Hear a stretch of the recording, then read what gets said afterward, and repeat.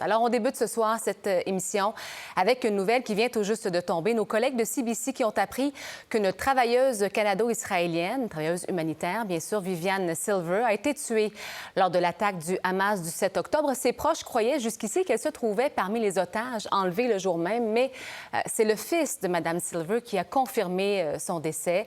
Le Canada, d'ailleurs, je vous le rappelle, est toujours sans nouvelles d'un citoyen disparu depuis le 7 octobre. Sur le terrain, maintenant, la situation est de plus en plus critique dans le nord de la bande de Gaza. Le Hamas qui affirme que tous les hôpitaux y sont hors service dans cette portion nord de l'enclave. Selon l'OMS, l'hôpital Al-Shifa, le plus grand de l'enclave palestinienne, eh bien, il ressemble de plus en plus à un cimetière, imaginez. Des patients et des bébés qui y sont morts en raison du manque d'électricité parce qu'on ne peut plus, finalement, leur prodiguer les soins essentiels à leur survie. L'armée israélienne affirme ne pas viser directement l'hôpital, mais reconnaît quand même mener des combats à proximité. L'ONU et les États-Unis ont tous les deux appelé d'ailleurs à la protection de ce centre hospitalier qui est aussi, il faut le dire, devenu un sanctuaire pour les civils qui s'y croient en sécurité. Mais Israël accuse le Hamas d'utiliser l'hôpital comme bouclier. It's my hope and expectation that there will be less intrusive action relative to the hospital. The hospital must be protected. We call everybody to respect hospitals. IHL specifically protect hospitals and medical personnel. Hospitals must not be made places of warfare. Any military operation around or within hospital must take steps to spare and protect the patients, medical staff, and other civilians. Now, what Hamas is doing systematically is abusing the protected status of hospitals and ambulances. Al-Shifa, as you correctly said, that is what we know and claim, is a military hub of Hamas. That is the only interest we have in the Shifa area. Et comme si ce n'était pas assez, bien l'ONU prévient que les opérations humanitaires à Gaza vont cesser d'ici 48 heures, faute de carburant. Alors, j'en parle avec mes deux invités. D'abord, Nadja Pollard, elle est directrice générale de Médecins du Monde. Bonsoir, Madame Pollard. Bonsoir, merci d'être là. Et Dr Joanne Liot, elle est ancienne présidente de Médecins sans frontières. Bonsoir, Madame Liot. Bonsoir. Merci d'être là aussi. D'abord, vous êtes tous deux en contact, bien sûr, avec des médecins qui sont sur le terrain, qui sont à Gaza. Que racontent-ils, Mme Pollard? Ce que nous médecins, nous, on a une vingtaine de personnes, des membres de notre équipe qui sont à Gaza. C'est du personnel gazaoui qui a été formé pour vraiment répondre aux situations d'urgence. De ces 20 personnes, il en reste une qui est capable de pratiquer la médecine actuellement. Les autres, ils sont dans la même situation que le reste de la population à Gaza. Ils s'enfuient, ils cherchent de l'eau, ils cherchent de la nourriture. C'est une situation qui est tout à fait catastrophique. Et ils ne sont pas capables, évidemment, d'exercer leur métier, leur fonction. L'autre enjeu qu'on a aussi, c'est vrai pour Médecins du Monde, j'imagine aussi pour nos collègues de MSF et d'autres organisations, c'est les enjeux de communication. On a des bribes d'informations. Nous, dans notre cas, Médecins du Monde, on a malheureusement eu notre premier décès la semaine dernière. Dr Hayes, 28 ans, un médecin urgentiste, qui est décédé avec toute sa famille, donc 14 personnes sous les décombres. On n'a pas pu le secourir parce que le bulldozer, il n'y avait pas de carburant. Quand enfin le bulldozer est arrivé avec le carburant, finalement, il y a eu des bombardements et donc toute la famille est décédée, personne n'a pu les secourir. Docteur Liot, vous avez été active dans des missions un peu partout dans le monde. Dans ce cas-ci, on parle d'une vingtaine d'hôpitaux sur 36 dans la bande de Gaza qui ne sont plus opérationnels. Avez-vous déjà connu une telle situation? Des situations similaires, en tout cas qui se rapprochent, oui, notamment en Syrie, ça a été très difficile. Le Yémen aussi a été difficile. Le Soudan aujourd'hui aussi. Depuis le début de l'année, il y a eu plus de 200 attaques sur des structures hospitalières ou médicales. Donc, c'est une réalité qui existe et c'est pour ça qu'il faut en parler, parce que ça devrait être des sanctuaires pour les patients, un hôpital. Partout, on voit ça comme un lieu de ressourcement, un lieu d'espoir, un lieu d'apaisement. Aujourd'hui, ce n'est pas ça. On a eu une courte discussion, pas moi, mais les équipes de Médecins sans frontières opérationnelles avec un des médecins à Al-Shifa et 600 patients à l'intérieur toujours, 37 nouveau-nés dans des couveuses qui ne fonctionnent pas vraiment ils disent qu'ils vont rester jusqu'au bout, à moins qu'on réussisse à évacuer tous les patients. Ils quitteront une fois que les patients seront évacués.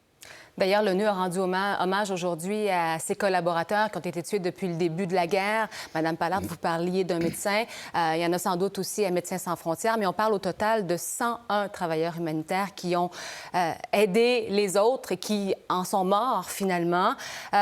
On vous a entendu, Madame Pollard, souvent d'autres organismes aussi demander un cessez-le-feu.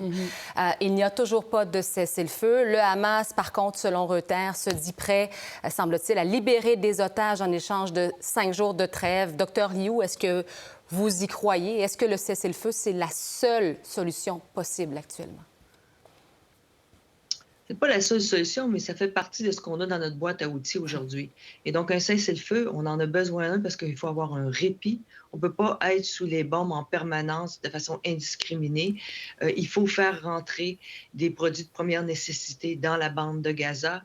Il n'y a plus de carburant. Donc, même si on faisait rentrer des choses, s'il n'y a pas de carburant pour distribuer les provisions qui arrivent, on ne sera pas rendu beaucoup plus loin. On a besoin d'eau. On a besoin aussi de médicaments. Je veux dire, ça fait quand même quelques jours qu'on fait des opérations sans anesthésiant, sans analgésique. C'est une situation de chaos extrême. Je pense que c'est important que les gens qui nous écoutent voient là, qu'il y a quelque chose d'obscène de regarder une tragédie comme ça à tous les jours parce que c'est énorme, c'est inhumain et il faut absolument que ça cesse. Oui, une partie du cessez-le-feu fait partie, en tout cas, d'une solution temporaire, mais à terme, il va falloir quelque chose où les gens vont pouvoir revivre, ou qu'on va pouvoir recadrer, je dirais, une portion d'humanité dans cette bande de Gaza-là. Madame Pollard, cette idée du premier ministre de l'Autorité palestinienne qui a dit on devrait larguer de l'aide sur Gaza d'abord, est-ce que ça a déjà été fait? Est-ce que ça pourrait être aussi une partie de la solution? Ben là, il faut juste se rappeler que Gaza est contrôlé. C'est quand même, ça s'appelle pas pour rien les territoires occupés. C'est occupé par le gouvernement israélien. Et d'où la complexité aussi, comme Dr Liu disait, de rentrer des denrées, parce qu'il n'y a pas... même l'accès maritime est contrôlé, l'accès aérien est contrôlé. Donc c'est sûr, dans un contexte où vous avez des bombardements constants, et je voudrais peut-être juste rappeler que le gouvernement américain avait annoncé jeudi dernier qu'Israël acceptait la trêve humanitaire de 4 heures par jour. Et on a vu parmi les pires bombardements ce week-end. Nos collègues de MSF, du Croix-Rouge palestinien, étaient en détresse avec ce qui se passait. Je ne sais pas si les gens peuvent réaliser 24 heures de bombardement, ce que ça fait. Et puis le directeur de l'hôpital, d'ailleurs, de Al-Shifa s'est prononcé aussi. Ils ne peuvent plus rien faire. Il n'y a pas d'électricité, il n'y a pas d'eau, comme Dr Liu disait. Donc c'est pour ça que, par exemple, nous, les organisations canadiennes, on tente de faire pression sur notre gouvernement. On était à Ottawa la semaine dernière pour interpeller le Premier ministre Trudeau et la ministre Joly pour enfin se ranger vers cette première solution, donc un cessez-le-feu, parce qu'une trêve humanitaire, je veux dire, en 4 heures, quand on voit que l'aide qui rentre actuellement, le peu de aide, c'est à peu près 900 camions. Depuis le 7 octobre, avant, c'était 500 camions par jour. Donc pour vous donner une idée, c'est rien. Il y a des problèmes de médicaments aussi, d'apprivoisement en général. Donc l'aide ne rentre pas. Donc on espère que le gouvernement canadien va se ranger du côté du cessez-le-feu. Docteur Liu, quand on entend l'ONU dire, en fait, prévenir qu'on pourrait même suspendre l'aide humanitaire dans 48 heures si on n'a pas de carburant, est-ce que c'est vraiment possible d'arrêter toute aide humanitaire dans la bande de Gaza, d'après vous? Bien, on espère qu'on ne se rendra pas là, mais je veux dire, depuis le début, on est vraiment dans une situation d'une tragédie annoncée et on le regarde, ce film d'horreur-là, se dérouler sous nos yeux. Je crois que c'est aux différents partis de prendre leurs responsabilités, puis aussi à la communauté internationale, dont le Canada fait partie, pour utiliser son poids politique pour permettre qu'on n'arrive pas à ce niveau-là d'arrêt d'aide humanitaire. Il faut éviter ça. Est-ce qu'une médecin comme vous, qui avez été sur le terrain pendant des années, se sent impuissante de voir cette situation qui s'aggrave de jour en jour et on ne peut rien faire, mais les images arrivent ici. Vous avez des témoignages de médecins qui sont là-bas, qui ne veulent pas partir. Est-ce que vous vous sentez impuissante, Dr. Liu? Je dirais pas impuissante comme telle. On n'est jamais vraiment totalement impuissant. C'est sûr que, je veux dire, je suis pas là en présence, mais cela dit, on a une voix, on est des citoyens d'un pays, on est des constituants d'un pays, et donc ça veut dire qu'on peut parler à nos dirigeants pour faire un poids, pour les influencer.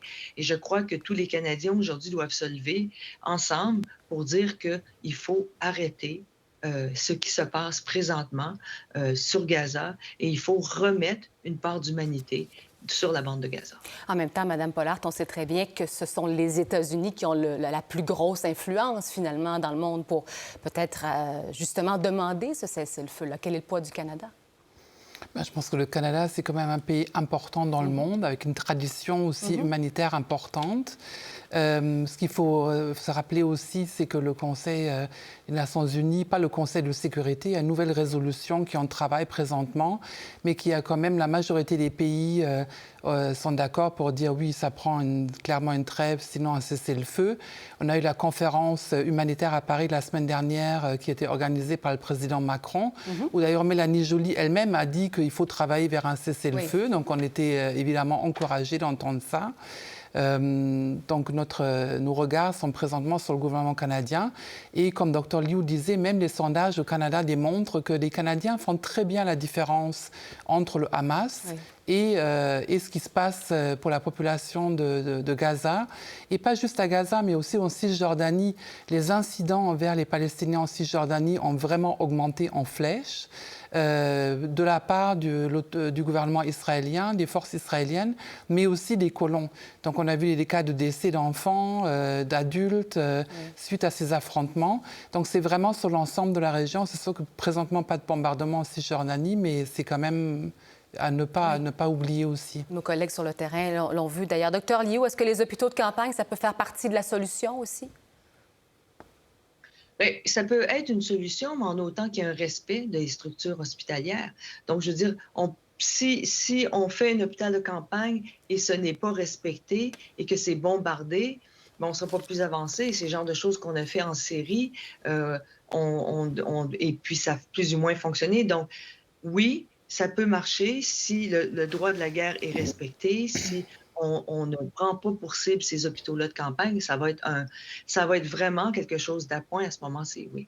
Dr. Joanne Liu, ancienne présidente de Médecins sans frontières, Nadja Pollard, directrice générale de Médecins du monde, merci beaucoup à vous deux. Pour voir nos émissions en entier, rendez-vous sur la chaîne Ici RDI.